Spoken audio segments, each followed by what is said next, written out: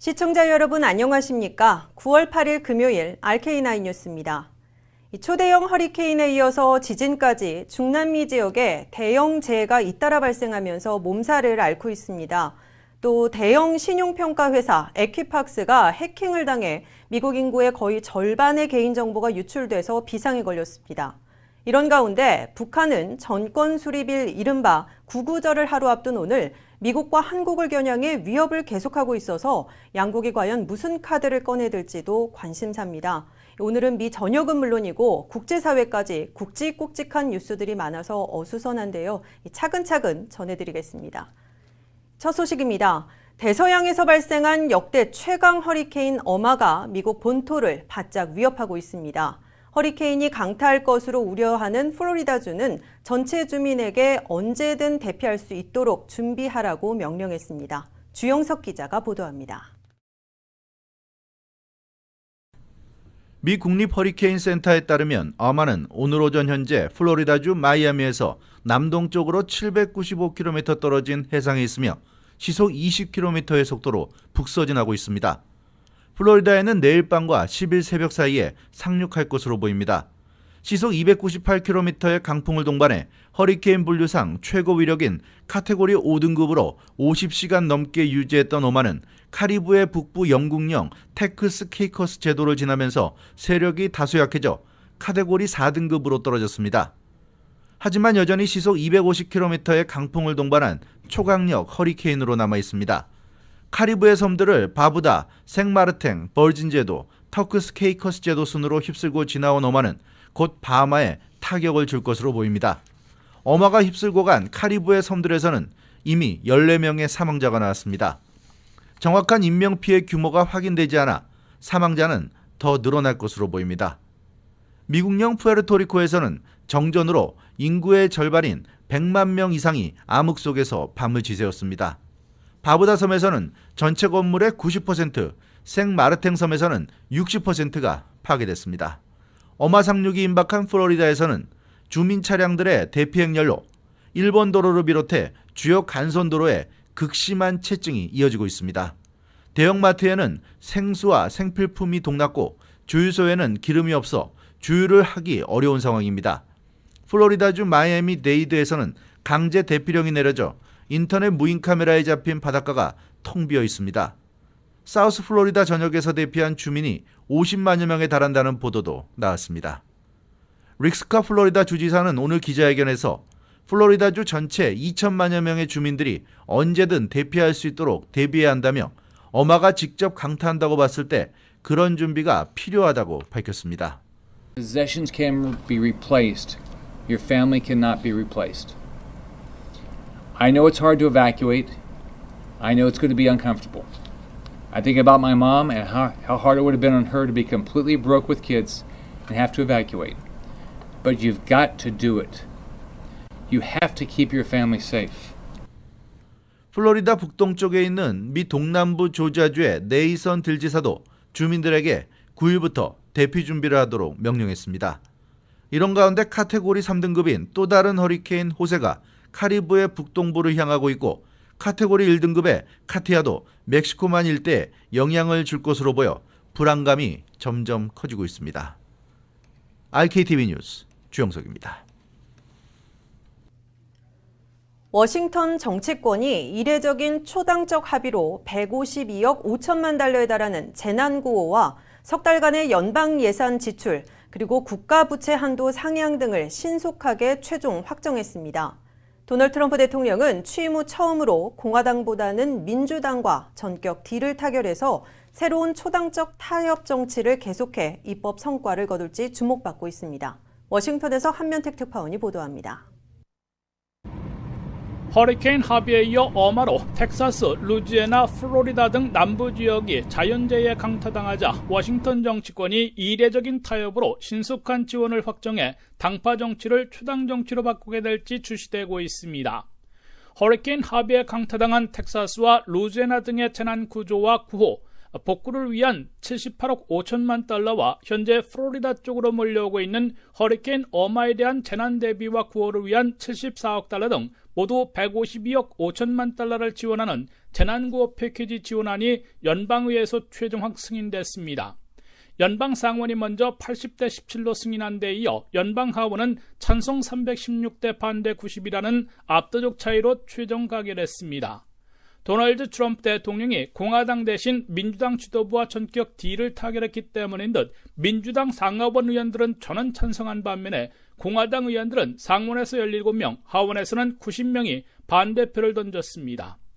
이번 지원 패키지에 따라 허리케인 하비에 피해 입은 지역에는 재난 구조와 구호, 복구에 직접 74억 달러를 지원하게 되고 4억 5천만 달러는 수해 입은 중소업체들에게 융자해주게 됩니다.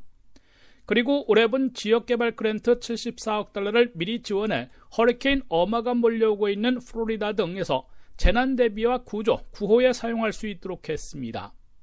이번에 이례적인 초당적 합의에서는 12월 8일까지 석 달 동안 연방정부 예산을 지출하고 국가 부채 한도 또한 올리기로 결정해 연방기관 폐쇄를 미리 피하게 됐습니다.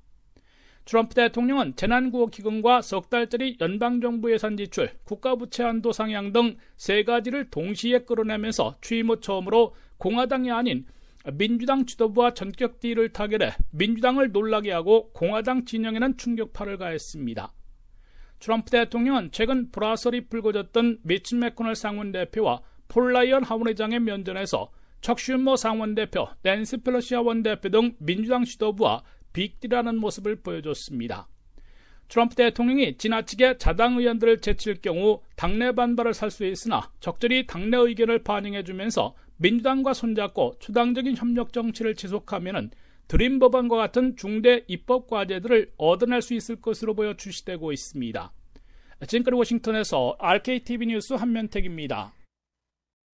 멕시코 남부 태평양에서 발생한 100년 만에 최대 규모인 8.1의 강진으로 인해 사망자가 최소 58명으로 늘어났습니다. 구조대가 피해 현장에 도착해 수색 작업을 벌이고 있어서 사상자는 더 늘어날 걸로 보입니다. 문지혜 기자입니다. 멕시코 시민보호청은 현재까지 진앙과 가까운 오아사카주에서 45명, 치아파스주에서 10명, 타바스코주에서 3명이 각각 숨진 것으로 집계됐다고 오늘 밝혔습니다. 하지만 마누엘 벨라스코 치아파스 주지사는 연방정부 공식 통계와 달리 12명이 사망했다고 밝혔습니다. 빈민지역인 오아사카주 테우안테펙 지역에 있는 도시인 후치탄 대 사라고사에서만 17명이 목숨을 잃었습니다. 후치탄 시청을 비롯한 주요 건물과 상당수 가옥이 휴지 조각처럼 파손됐습니다. 오아사카주 다른 도시인 우아멜룰라, 익스탈테펙 등지에서도 6명이 사망했습니다. 오아사카주의 주도인 오아사카시에 있는 마티아스 로메로 호텔이 붕괴됐지만 다행히 인명피해가 발생하지는 않았습니다. 오아사카주에서는 현재까지 최소 250명이 다친 것으로 파악됐습니다. 인근 치아파스주에서는 사망자가 3명에서 10명으로 늘었습니다. 타바스코주에서는 미성년자 2명이 희생됐습니다. 한 명은 입원 중 정전으로 산소 호흡기가 멈추면서 숨졌고 다른 1명은 무너진 담벼락에 깔려 사망했습니다. 오늘 오전 국립재해예방센터를 찾은 엔리케 페냐 니에토 대통령은 이번 지진은 1985년 대지진 강도보다 약간 더 강한 수준으로 현대적 기상 관측이 시작된 지난 100년 이래 멕시코를 강타한 지진 중 가장 위력이 센 것이라고 말했습니다. Hasta hace unos minutos se estimaba que había sido de 8.4. Hay una actualización muy reciente sobre la magnitud del sismo que es de 8.2 grados. Y esto lo convierte en el sismo de mayor magnitud que se haya registrado en nuestro país, al menos en los últimos 100 años. 니에토 대통령은 그러면서 강진의 버금가는 강한 여진이 일어날 수 있는 만큼 경계를 늦추지 말아달라고 당부했습니다. 지금까지 185회의 크고 작은 여진이 발생했습니다. 상당수는 규모 5.0을 상회하고 있어 당국은 긴장을 풀지 않고 있습니다. 연방지질조사국에 따르면 이번 강진은 7일 밤 11시 49분쯤 치아파스주 피이아핀에서 남서쪽으로 87km 떨어진 태평양 해상에서 발생했습니다. 진원의 깊이는 69.7km입니다. 당초 연방지질조사국은 지진의 규모를 8.0으로 공표했다가 8.1로 높였습니다. 이번 강진은 멕시코 전체 인구 중 절반에 해당하는 5천만 명이 거주하는 멕시코 중부 지역을 포함해 멕시코 중남부 10개 주에서 감지됐습니다. 멕시코 정부는 치아파스 주에 있는 118개 시와 오아사카주 41개 시에 긴급 비상사태를 선포했습니다. 최고 3m에 달하는 쓰나미 경보가 내려졌지만 항구인 살리나크루스에서 1m가량의 쓰나미만 관측됐습니다. 쓰나미 경보는 현재 해제된 상태입니다. RKTV 뉴스 문지혜입니다. 한국 정부는 멕시코 지진으로 한인 피해는 아직 없다고 발표했습니다. 현재까지 집계된 사망자는 58명인데요. 부디 추가 인명 피해는 없길 바랍니다. 이처럼 캘리포니아주와 남부 지역이 맞닿은 나라인 멕시코에서 강도 8.1의 지진이 발생하고 또 텍사스주에 대규모 피해를 남긴 허리케인 하비에 이어서 초대형급 허리케인 얼마가 플로리다주 상륙을 앞두고 있습니다. 이런 가운데 LA 카운티 역시 이런 자연재해에 대한 원인을 분석하고 고차원적인 대책 마련이 필요하다는 지적입니다. 관련 내용 조한규 기자가 보도합니다. LA 시간으로 어제 저녁 10시쯤 멕시코 남부 지역에서 발생한 강도 8.1 규모의 대형 지진. 이번 지진으로 인해 최소 58명이 사망하는 등 계속해서 피해 규모가 확산되고 있습니다. 또한 대서양에서 발생한 허리케인의 발생 횟수와 규모가 점점 더 많아지고 커지는 데에는 기후온난화가 가장 큰 이유 중에 하나인 것은 분명하다고 관련 전문가들은 말합니다.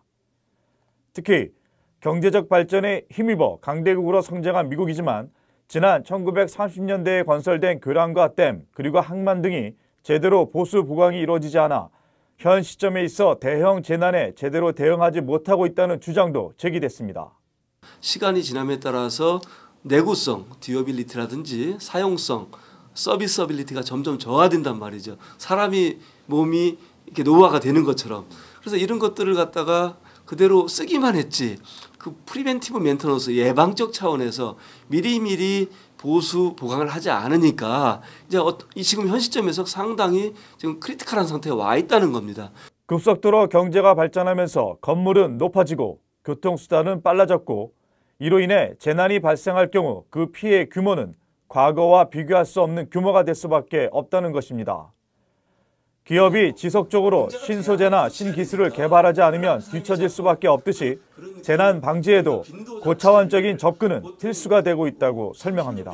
그래서 4차 산업혁명에 있어서 드론뿐만이 아니라 드론도 우리 위에서만 보는 드론이 아니라 하늘, 그다음에 땅에서 보는 드론, 또 땅속의 수중 드론까지 이렇게 개발을 해서 지금은 과거와 다르게 장비라든지 인적 맨파워, 그다음에 장비 뭐 이런 게 다 통합이 돼서. 한편 어제 발생한 멕시코의 대형 지진과 관련해 LA 카운티 지역 재난긴급관리청 OEM은 남가주 주민들에게 지진 관련 대비 태세의 중요성을 강조하고 나섰습니다. LA 카운티 OEM의 켄 콘도 대변인은 LA 카운티 지역은 이번에 멕시코에서 발생한 것과 비슷한 대규모 지진에 노출되어 있다며 모든 카운티 지역 주민과 업주들은 지진 발생과 또 다른 위협에 대비해 필요한 조치를 취해야 한다고 강조했습니다. 언제 어디서나 누구에게든지 다가올 수 있는 재난에 대한 철저한 대비, 아무리 강조해도 지나치지 않을 것입니다. RKTV 뉴스 조한규입니다. 다음 소식입니다. 이 미국의 개인 신용정보 업체인 에퀴팩스가 대규모의 사이버 공격을 당해 미국 인구 거의 절반에 해당하는 약 1억 4,300만 명의 고객 정보가 유출됐을 가능성이 있다고 블룸버그 통신이 보도했습니다. 에퀴팩스는 해커들이 고객의 이름과 사회보장 번호, 생년월일, 운전면허 번호 등에 접근했고 20만 9천 명의 신용카드 번호에도 접근했다고 밝혔습니다. 에퀴팩스는 이들이 지난 5월 중순부터 7월까지 자사의 시스템에 침투한 것으로 파악했으며 사이버 공격을 당한 사실은 7월 29일에 발견됐다고 말했습니다. 에퀴팩스는 내부 조사가 상당 부분 마무리된 상태지만 종결되지는 않은 상태며 향후 수주일 안으로 완결될 것으로 본다고 전했습니다. 이와 함께 일부 영국과 캐나다 거주자들의 정보도 노출돼 양국 당국과 협의하고 있다고 덧붙였습니다. 한편 해킹 발생 직후인 8월 1일 이 회사의 CFO를 비롯한 3명의 고위 임원이 자신들이 보유하고 있던 회사 주식을 매각한 것으로 드러났다고 블룸버그 통신이 보도했습니다. 블룸버그 통신은 민감한 정보를 다루는 신용평가사의 컴퓨터가 이토록 쉽게 뚫릴 수 있는 것은 관리가 소홀했다는 것이며 사고를 5주 이상 공표하지 않아 문제를 키운 측면도 있다면서 여기에 회사 중역들이 해킹 사실을 인지한 이후 보유 주식을 팔았다면 도덕성 논란도 피할 수 없을 것이라고 지적했습니다. RK9 뉴스 잠시 후에 계속됩니다.